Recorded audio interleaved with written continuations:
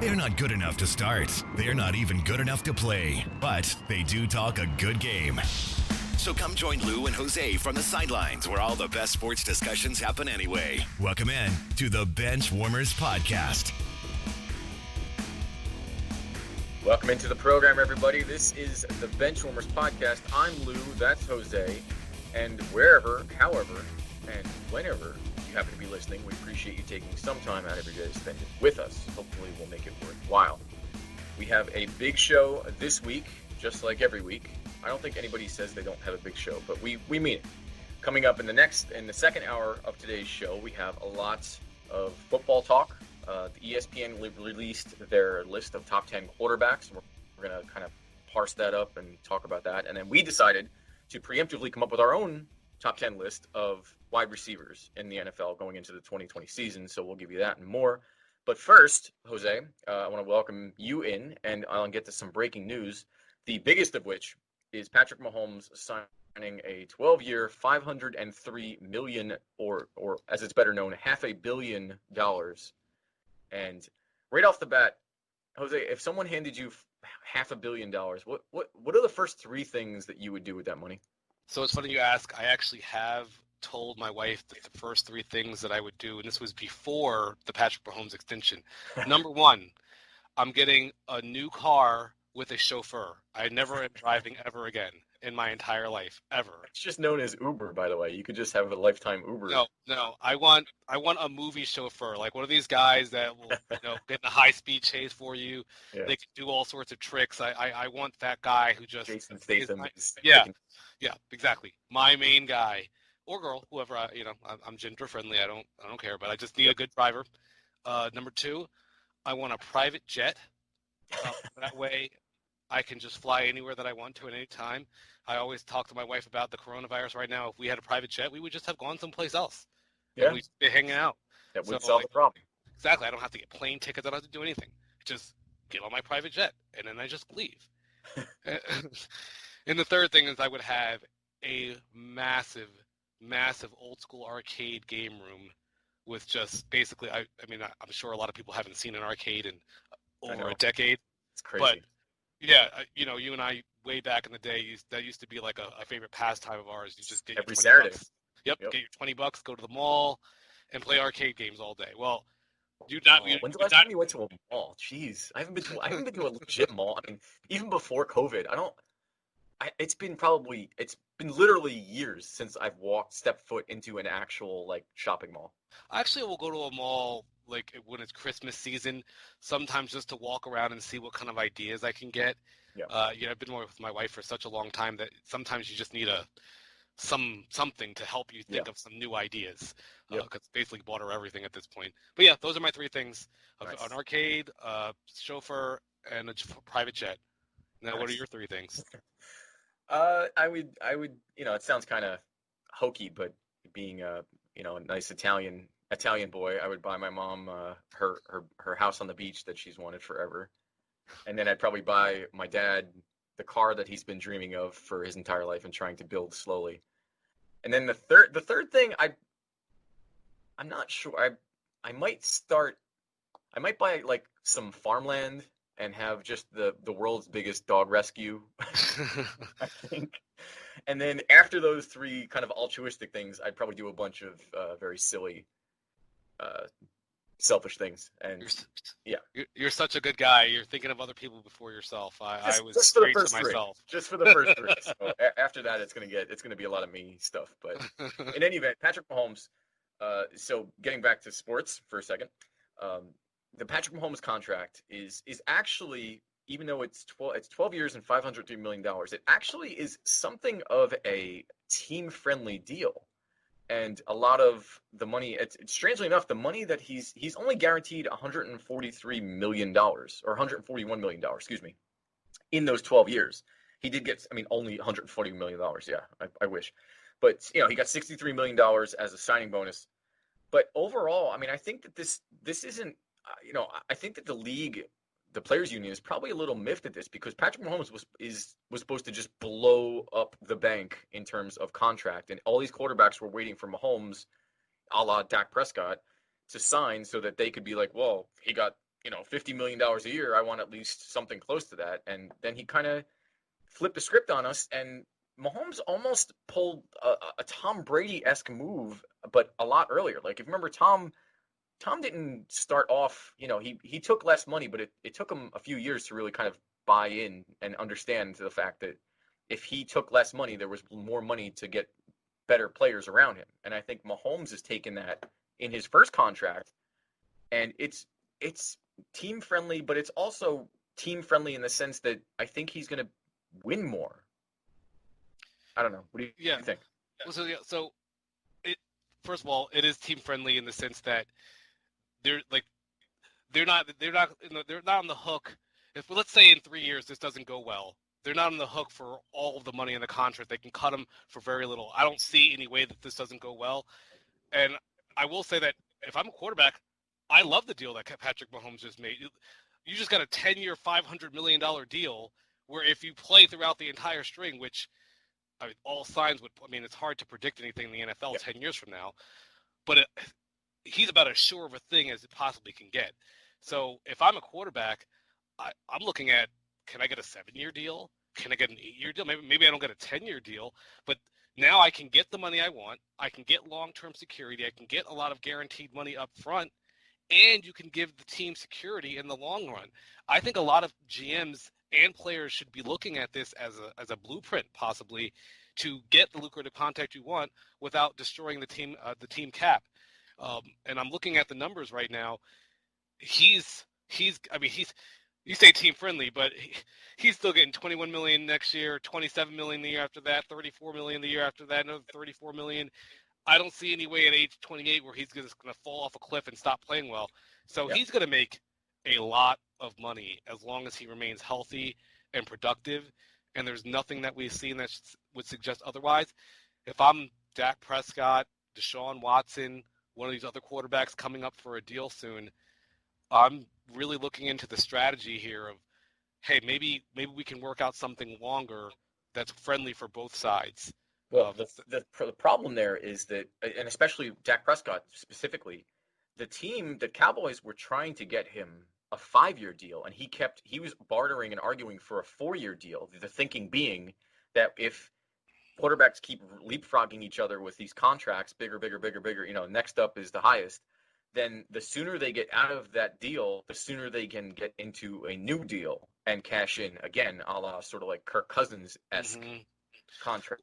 But the problem is obviously you can't you're hedging sort of your career at that point where your longevity comes into question, because I agree.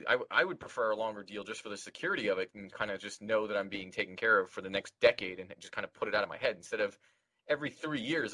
That's a lot of stress to go on. Obviously it can work out, but if you get an injury or something happens, then you're not getting that next deal and you kind of shot yourself in the foot. And the other thing to consider as well with Dak Prescott wanting, maybe keep re-signing contracts. And one thing you pointed out last week that we were talking about when we were talking about Chris Jones, or the week before that, when you win, especially at the quarterback position, maybe not so much at the other positions, but when you win at the quarterback position, the money you're making in the NFL is just the start. That's just the beginning. Yep. So if you can I'm looking at Patrick Mahomes. He's going to be 31 years old. His roster bonus is $49 million. That's amazing. And it wouldn't be as prohibitive against the cap as, say, if for instance, this year against the cap, he's going to be, next year against the cap, it's going to be $59 million. So my point is, if you're Dak Prescott and you're trying to re-sign a new contract every 3 or 4 years, you're probably not going to win a lot. And if you don't win a lot, the money you get is capped. You have a ceiling.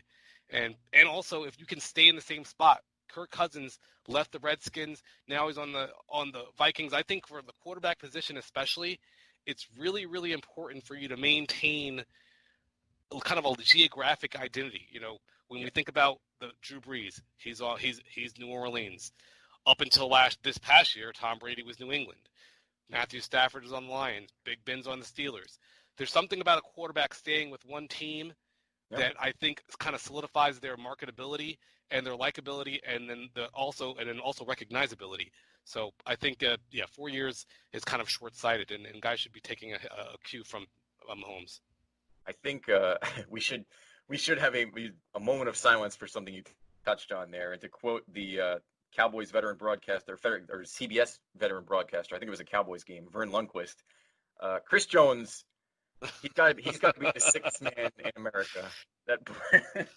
That poor guy. He wanted a measly $20 million a year, and the Chiefs said no. And now we know why. Is because Patrick Mahomes was going to get double that for a whole lot longer. And that's smart. They should just draft someone else. Yeah.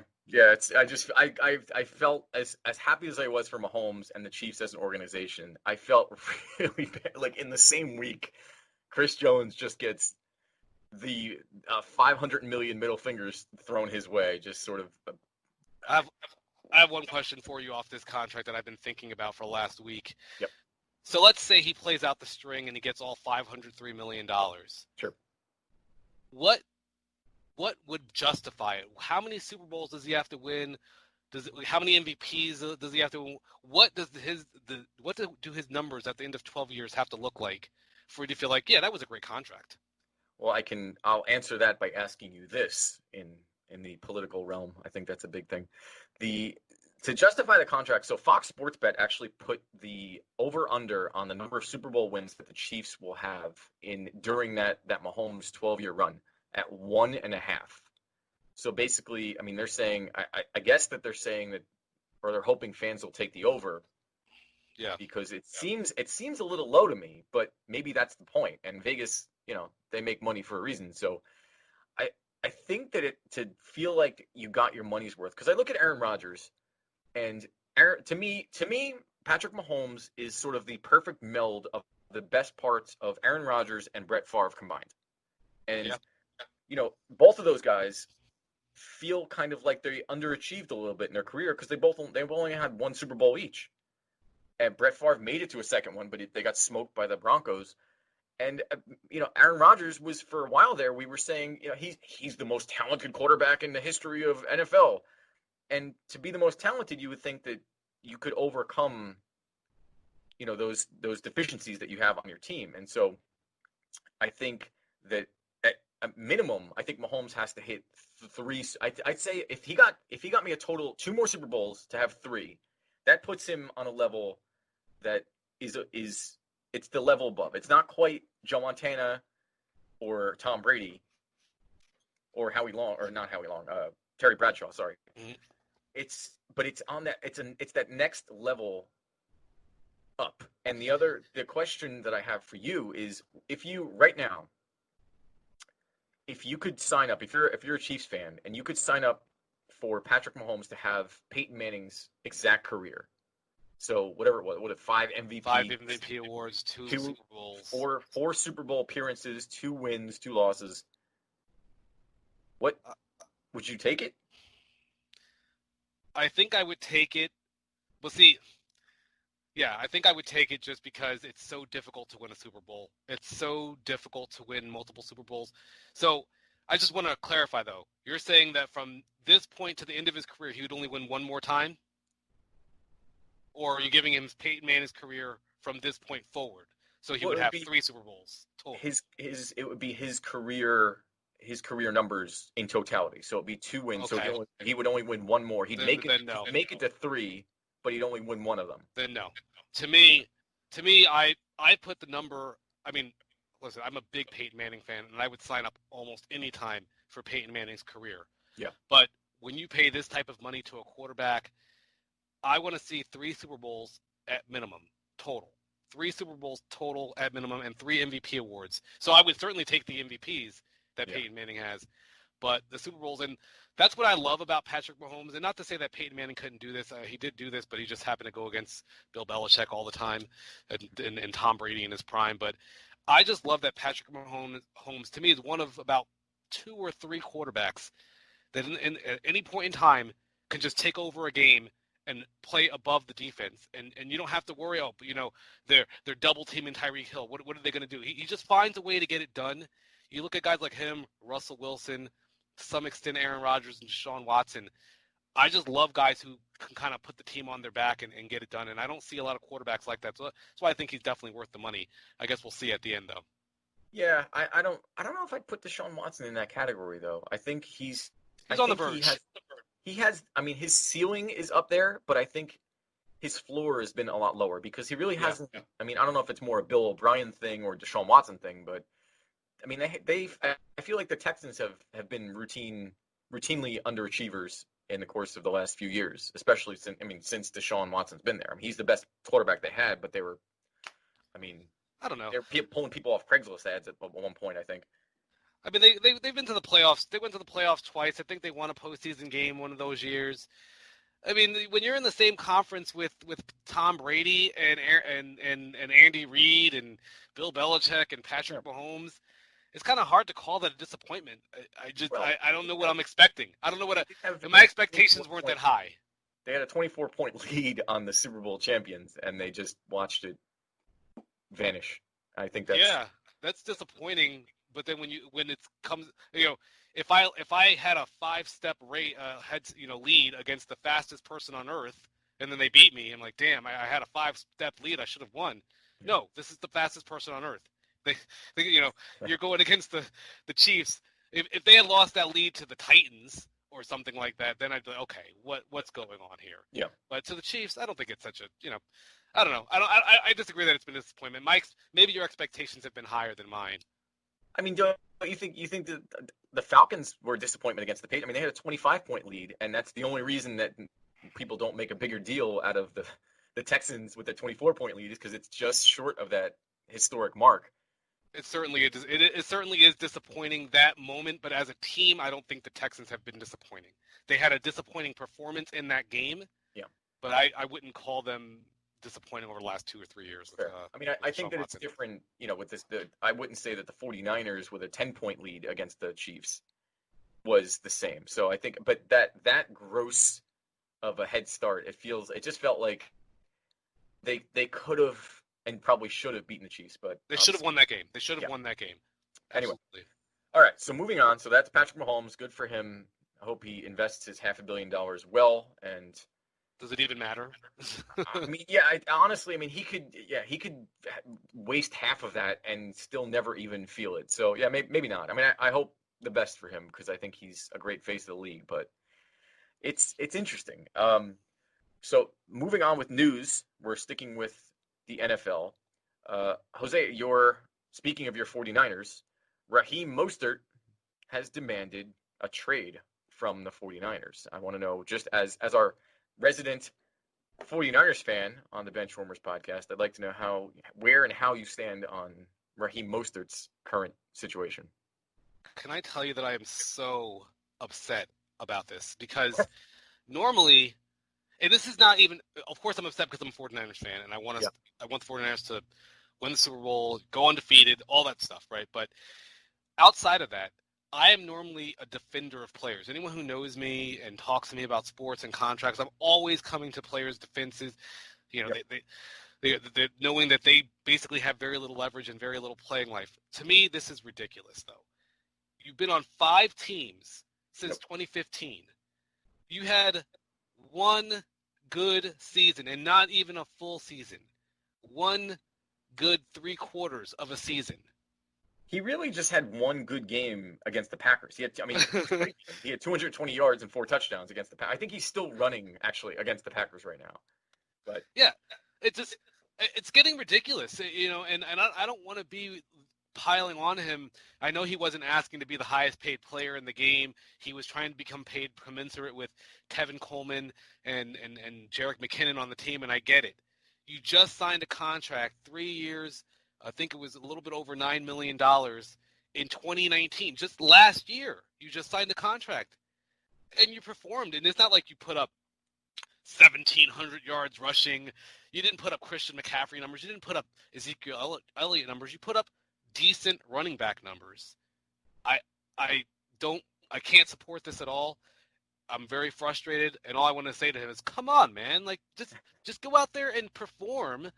Back up, give us a full season of being a top running back, and then maybe we can talk about a contract extension or a renegotiation. The only thing I can see is that he is 28 years old, and he may be on his last NFL contract, and perhaps he's smelling the writing on the wall.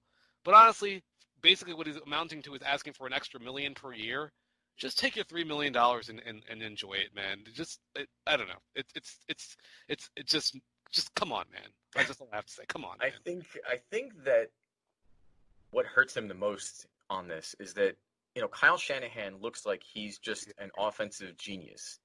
And if you look back to his father, Mike Shanahan, remember the list of running backs that it felt like every running back that they had was 1,000-yard rusher, and in some cases 2,000-yard rusher with Terrell Davis. But Mike Anderson, Alandis Gary, Clinton Portis, Reuben Drones, Mike Bell, Travis Henry. There was Michael Pittman, I think, was there for a minute. Ryan Terrain, Peyton Hillis. Was it No Sean Moreno there too? No Sean Moreno was there too. Yeah. Yep. Willis McGahee was there. And Tatum Bell. I mean, there was, you go through these lists, and it's like once they left those teams, it just, there was nothing there. Right? And so I think that Mostert is going to suffer from that same sort of stigma where it's like, well, is it the player or it's the coach? I think it's the coach, and it looks like, it's just the way that the Shanahan designs plays. It feels like he can kind of plug and play just about anybody in those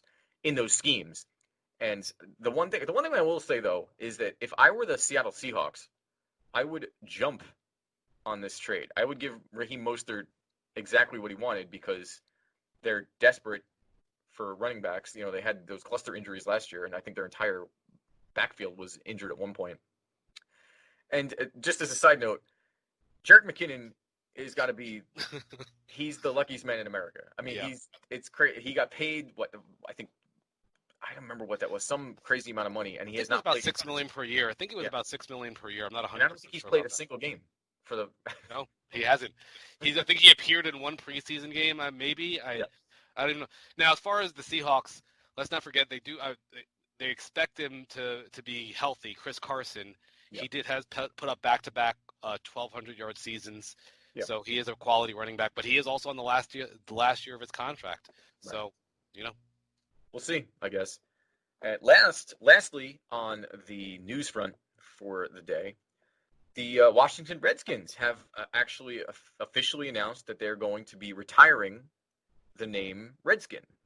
And I think it has no small coincidence and no small in part to do with the fact that FedEx and PepsiCo and a couple other sponsors said that they were not going to be giving money to Daniel Snyder anymore. So obviously with all things, money talks. And now there's this rush of names that we kind of touched on last week with some hints. And it looks like that from what I gathered reading up on this, Washington wants to keep the R and sort of the Native American theme, but get rid of the actual name Redskins. So there's a bunch of names floating around: the Red Hawks, the Red Tails, the Red Wolves, the Red Hogs.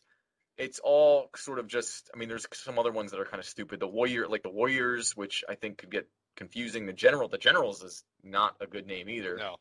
Didn't they always get beat up by like the Harlem Globetrotters? Yep. They were the Harlem Globetrotter punching bags. So you don't want that name. No. The Washington Warriors isn't bad for alliteration, but I agree with you. It's a little confusing. It doesn't make any sense for me.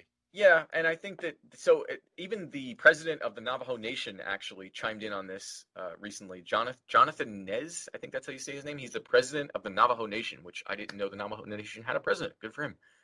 Among other things, he said that, quote, "We strongly encourage the NFL Washington organization to rename their team in such a way that truly honors and respects the first Americans of this country.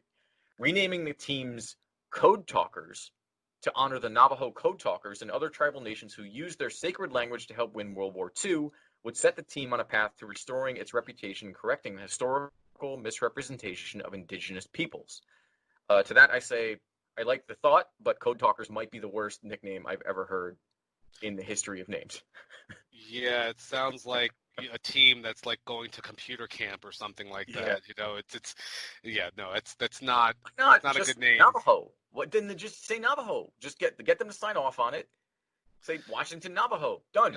Last week when we were talking about this, you touched on something that I think that the Redskins, the Washington team, whatever they decide to call themselves, the artist formerly known as Redskins, yeah, should follow suit on. You talked about the Chicago Blackhawks and how they have a Native American name, but they're not using a derogatory name. That's the actual name of, I believe anyway, the actual name of a tribe. Seminoles. Seminoles, exactly. If there was an indigenous tribe, so if the Navajo are indigenous to Washington, D.C., I'm not up on my geographic locations of Native Americans, but I think that would be a great idea, a great way of honoring your past and honoring America's past. I think that would be a really good compromise. If they don't go in that direction, I like the Red Hawks maybe, but that's kind of similar to the Black Hawks. But I kind of like that idea of just kind of sticking to your roots a little bit and trying to go with a Native American themed name that honors them, rather than using a somewhat derogatory term. Yeah, I think I Red Wolves kind of struck me. I think that would be a pretty good. I think you could have a cool logo with that, but pretty much anything but Redskins at this point is going to be good. And I get you want to keep sort of the color. You definitely keep the colors. You want to keep as much of the logo, the non-offensive part of the logo as you can. Mm-hmm. And keep people in check. And I want to just preemptively congratulate Daniel Snyder on the $1 billion he's about to make. So I don't know if this is all kind of a facade where he's kind of going kicking and screaming and saying, "Fine, we'll do this." I mean, if I'm him, I'd be kicking and screaming and laughing all the way to the bank. Like, yeah, okay, yep, that sucks. Every one of my fans is gonna have to buy a new jersey now, and will want to. So. And I've heard some talk about people saying, "Oh, I'm not going to be a fan of the team anymore." If a team changing their name is enough for you to be like, I don't like that team anymore," you probably weren't that big of a fan of the team. I did have a thought about this too, by the way. I think maybe the NFL should institute a policy, and this is my official NFL. Hopefully they're listening, which I'm sure they're not, but maybe one day. I think maybe the NFL should have a policy that after 30 years, if you are completely inept and unsuccessful and haven't even made a conference championship, that you have to change your name because we want to get rid of that stigma. And it's time to recycle because you're going to be forever known as losers to an entire generation. So you might as well, if you hit the 30-year mark, and I think the Redskins coming up, it's going to be 30 years because that was 91, I think they won. Yeah. And so I feel like that's a good plan. And my Cowboys are coming up real quick, so. Well, the Lions would have to have their name changed like 5 times. I mean, it's just it'd be just an annual Lions, thing. The Bears. So. But I think it's a good plan. No, it's not bad. You reset and kind of just say, okay, well, that didn't work. Let's try again, and here we go. But yeah, I'm curious to see what the Redskins do. But that's about it for the news. Coming up next. There was one last thing. I want to do just a quick drive-by. Speaking of NFL, the last thing this week, if you paid attention, Deshaun Jackson just made some ridiculous comments on Twitter and had to issue an apology. And I'm not going to get it. You can go hunt them down. They were just very, I guess, unintentionally anti-Semitic. And the only thing that I'm going to say about this is that, there's 2 things, actually. One is, don't publicly quote or believe that you're quoting Adolf Hitler ever for any reason, for anything, ever, period. End of story, done. The second thing is that I think that this sort of illustrates a point in that, number one, there's two sub ideas to this. One is that not everybody, social media is more of a plague than a plus in my mind. And I think that I came up with a new career.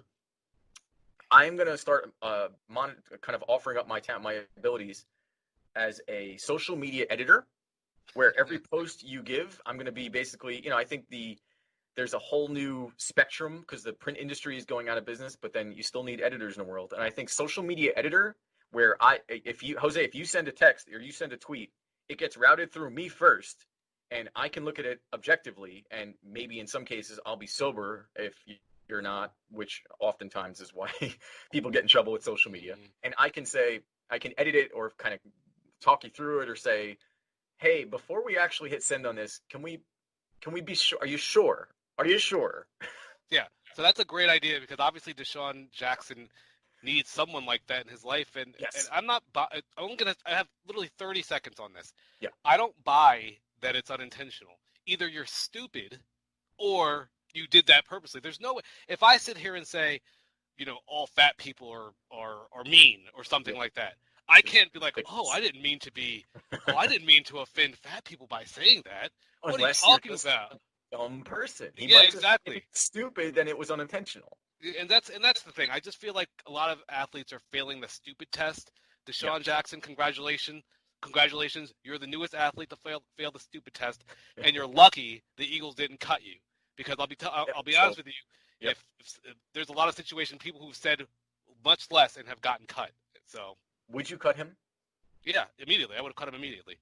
Yeah, he's not worth it to me. Like he's not this upper echelon player anymore. One game last year. Yeah, I would have cut him immediately. I don't have time for this. I don't have time for you to be thinking it's okay to quote Adolf Hitler on Twitter and act like it's what are you guys talking about? I didn't mean to do this. What? I'm saying bad things about Jewish people. That's anti-Semitic. Are you an idiot?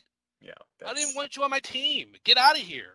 To be fair, I think that the Eagles sort of set a precedent a few years ago with Riley Cooper. And Riley Cooper, if you remember, had some dumb stuff to say about African Americans. Yeah. And I think was it Michael Vick, I think was the quarterback at the time, and they stood by him for like another season or two before he eventually just faded off into anonymity.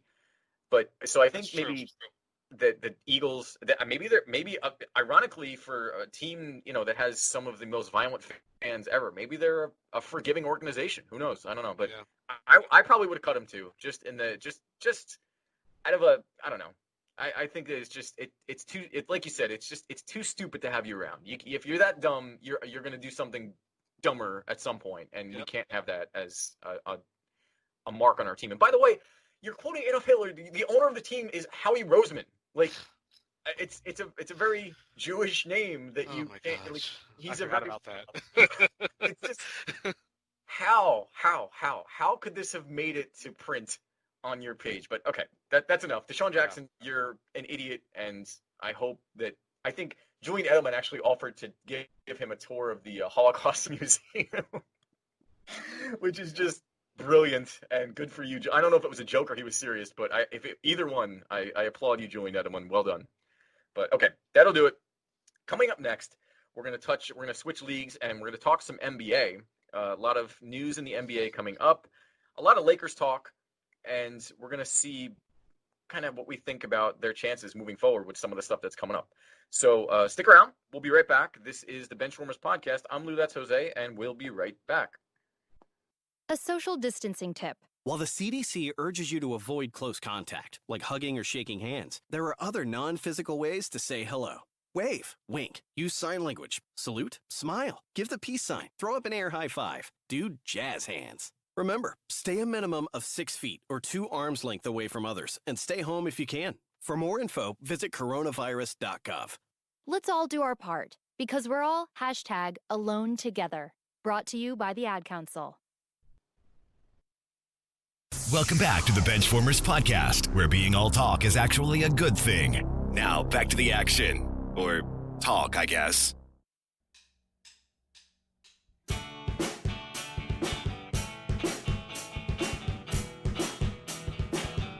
Welcome back to the program, everybody. I'm Lou, that's Jose, and this is still the Benchwarmers podcast. I appreciate you taking some time out of your day to spend it with us. Just got done talking some breaking news, mostly of the NFL sort. Now we're going to switch to the NBA and some breaking news, no pun intended, with the Lakers, as a matter of fact. Rajon Rondo broke his thumb and is out 6 to 8 weeks. Now, that might not seem like a big deal, but then if you sort of start thinking, the Lakers didn't have a whole lot of depth to begin with, and with Avery Bradley saying that he's not going to go to the bubble last week, I think. Yep. We're starting to get a little scary, and Dwight Howard has opted in, which is good. Lakers signed J.R. Smith, which to me is the perfect. It's the perfect subtraction by addition example, where I don't think that adding J.R. Smith is going to help the team much at all. J.R. Smith does not have a great track record of being able to tell time. And so I'm not sure. I guess maybe. I mean, I guess J.R. Smith. He's a career 12.5 point. So just career numbers really quick. J.R. Smith 12.5 points a game, 3.2 rebounds a game, and 2.1 assists a game. Avery Bradley career numbers is 11.8 points a game, 2.9 rebounds a game, and 1.8 assists a game. So basically, they're almost the identical to each other in terms of, with J.R. Smith getting a slightly like a point more. So I guess it's 6 and 1, half does the other, but it feels like Avery Bradley might be a better defender. So I'm not sure what the Lakers look like. They're in trouble here because their starting lineup. I'm going to start trying out for the Lakers pretty soon. Yeah, so just quickly on J.R. Smith. I have never been a huge J.R. Smith guy. I think he's overrated. He's been hyped as this great three-point shooter, but if you look at his career numbers, he's 37.3% for his career from the three-point line and has only been at 40% or higher twice in 15 years. If you're a three-point specialist, I need you to live above 40%. Like, it's got to be a bad year when you're below 40%. You know, why did Steve Kerr stick in the league so long? Because he's hitting 51% of his three-pointers. And to me, J.R. Smith is just not that good. As far as the loss of Rondo, it is huge for them, I think. Not only, defensively, Rajon Rondo is probably their first or second best perimeter defender, and then they already lost not Patrick Beverly.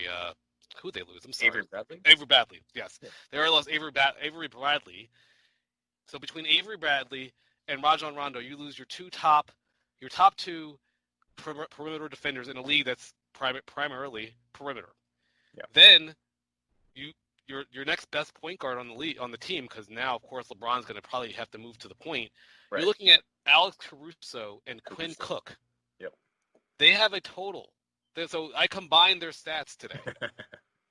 They play a total of 28.6 minutes per game this season and combined for 8.2 points per game and 2.9 assists per game. Wow. I'm not feeling very inspired by that. Yeah. And, I know that Dwight Howard has opted in and says he's going to play. The Lakers, I basically, at the beginning of the season, I thought the Clippers had a better team. Now I'm looking at it. The Clippers have 4 guys averaging double-digit points in Lou Williams, Kawhi Leonard, Paul George, and Montrezl Harrell. The Lakers have Anthony Davis and LeBron James, and I guess Kyle Kuzma, even though he's more of a bench player. I think you're going to need to see LeBron go into beast mode. You're going to have to see LeBron go into I actually call it kind of Dirk Nowitzki mode, because I look back into the 2010-11 season, postseason, when the Mavericks defeated the Miami Heat, and Dirk Nowitzki was on an absolute mission that year. Like, if you look at what he was doing in that postseason, it was probably the last time we saw him play at that level. And LeBron is obviously a better player than Dirk Nowitzki, but you have to feel like at some point, Father Time has to win. Yeah. And at some point, LeBron is going to have one of these last postseason runs. And I think if the Lakers expect to win this year, it's probably going to have to be this season. We're probably going to have to see LeBron put up otherworldly numbers for a long time. And now, granted, he is coming off a 3-month rest. We haven't seen fully unleashed LeBron James in the postseason coming off a 3-month rest. So yeah, perhaps he has it in him. It's very top heavy, the Lakers. I mean, you look at the starting lineups from the season up to this point. JaVale McGee, Anthony Davis, LeBron James, Denny Green, and Avery Bradley. If you look at their points per game, it's JaVale McGee at 6.8, Denny Green at 8.2, Avery Bradley at 8.6, and then LeBron at 25.7 and Anthony Davis at 26.7. So and then what are they going to do on the bench? They have no bench scoring either. They have no one to get them going when LeBron hits the bench and he needs to take a break. He can't play 48 minutes. Yeah. What are they going to do when LeBron has to go on the bench? I feel like Kuzma has to show it. Kuzma and Dwight Howard have to. This should be Dwight Howard's swan song year. This should be his renaissance, and this is setting the stage for Dwight Howard to be. The Dwight Howard redemption tour could start in the bubble. And Kyle Kuzma is it feels like he's got the potential to really be something special. And he did up to this point. He averaged 12.5 points a game, not bad. But he's only played 25 minutes a game, so maybe that gets stepped up. And I think those two guys are going to have to fill in. And Danny Green's going to have to just keep doing what he's doing, just at a higher level.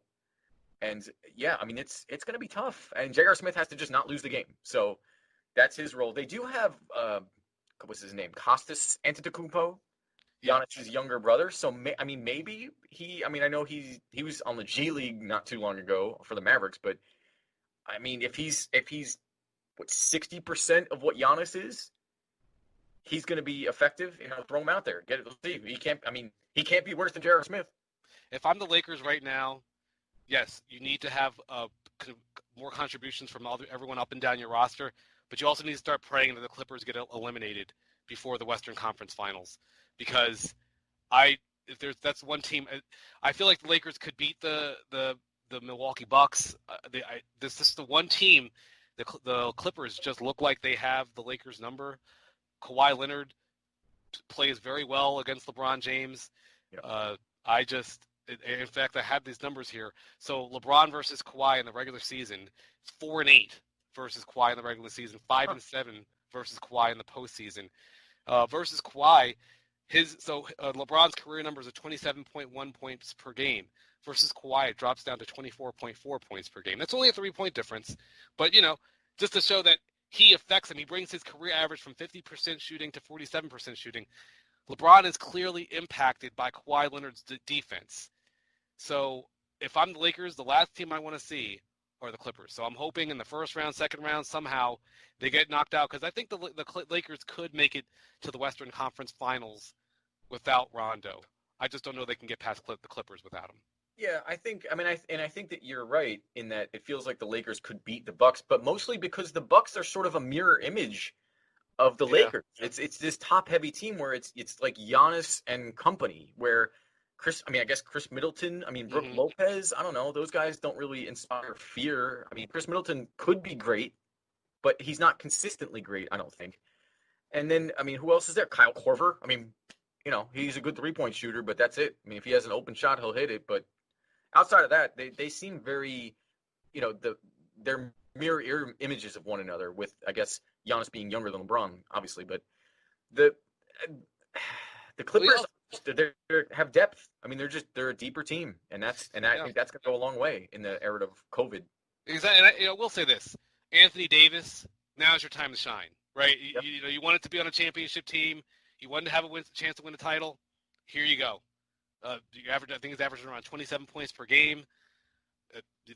LeBron's going to draw double teams. This has got to be a pick and roll, a two-man game. They need to both be averaging 30-plus per game for this entire postseason. I need to see beast mode from LeBron and beast mode from Anthony Davis, and then everyone else needs to just step their game up a little bit. I think if they can do that, they can hang on until they get Rondo back in the Western Conference Finals, if they make it that far. So here's a question, and this is sort of LeBron talk. Is it better if the Lakers don't go to the finals and lose? So if they lose, if they bow out in, say, the first round of the playoffs, is that actually better for LeBron's legacy than making it to the finals, which obviously is being more successful, and then losing in the finals? Well, it shouldn't be, but unfortunately it is. Unfortunately it is. It shouldn't be, because we should be able to realize and say, hey, he got to the finals. That means he went through 3 rounds of the NBA playoffs to get here and then lost.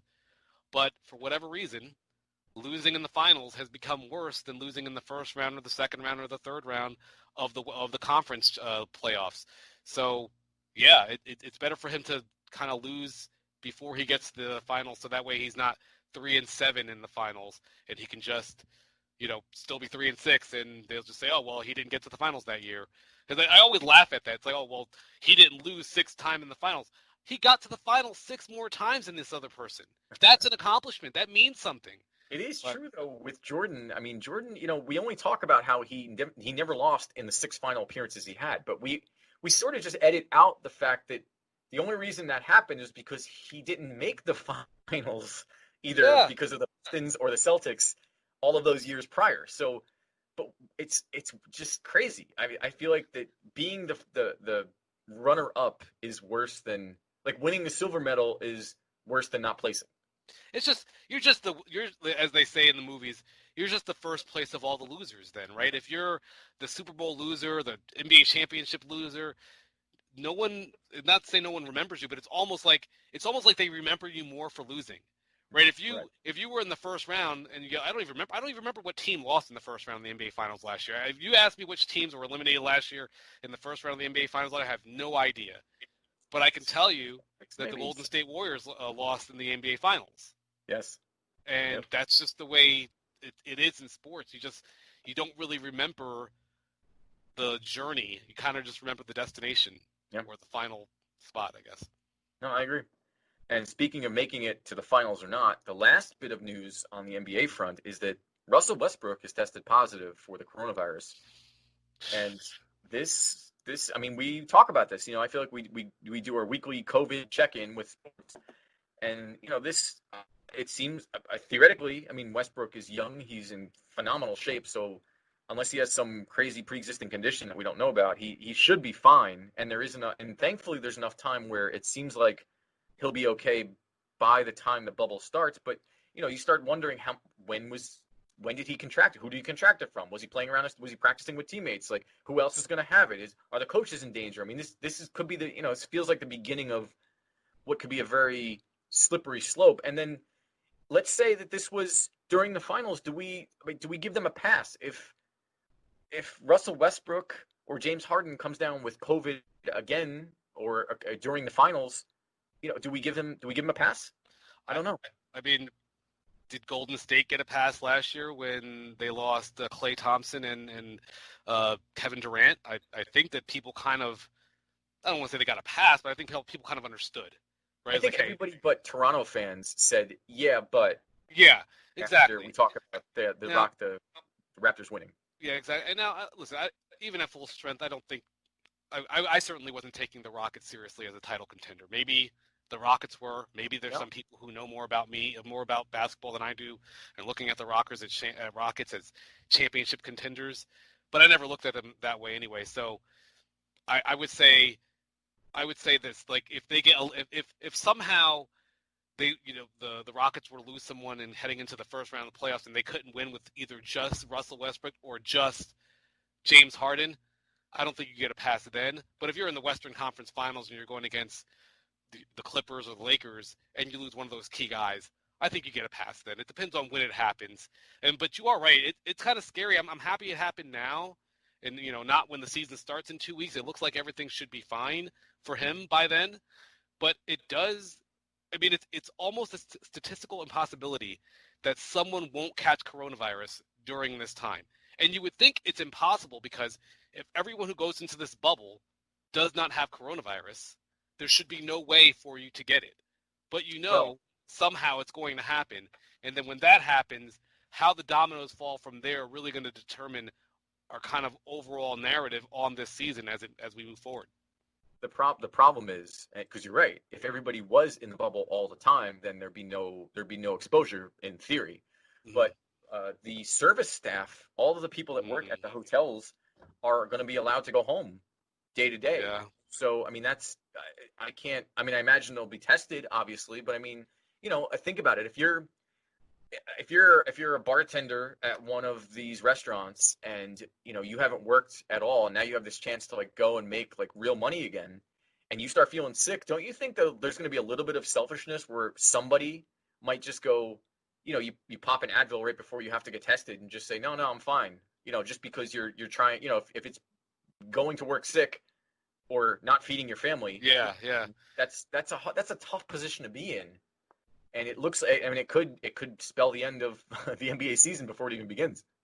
That's absolutely a great point. It's almost impossible to contain this, and it would be unrealistic for them to mandate that every single person not leave and go home to their families. It's not possible. And the other thing, just to add to your point, even if they are taking a coronavirus test every day, I think you still have to wait 24 hours for you to get the results back. So in theory, you could be tested this morning, be positive, but we wouldn't know that you're positive till the next day.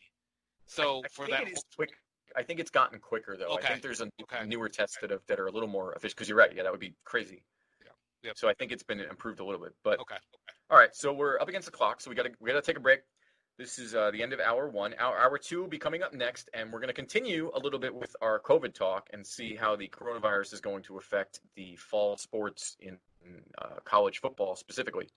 And then later on, we're going to be going through ESPN's top 10 quarterback list and kind of give some pros and cons and where we agree and disagree. And then we have our own very own top 10 wide receiver list that we want to preemptively put out there and see if those folks over at ESPN agree with us instead of us necessarily agreeing with them. So stick around. This is the Benchwarmerz podcast. I am hopelessly bad at promoting us. You can find us on YouTube, Instagram. We're on Twitter. We are on Spotify. We are on the iHeartRadio podcasting app. So come find us everywhere and anywhere. I think our Twitter handle is the BW Pod. Yep, right? at the BW Pod. At the BW Pod. I always forget the at. I hate It's Twitter. It's fine. The Benchwarmerz podcast at yahoo.com if you'd like to email us, Benchwarmerz with a Z for marketing purposes. So stick around. We'll be right back on the Benchwarmerz. Thanks for listening to the Benchwarmers Podcast. Follow along with us on the Benchwarmers Podcast on Facebook and Instagram. And don't forget to review us on iTunes, Google Play, or wherever you get your podcasts.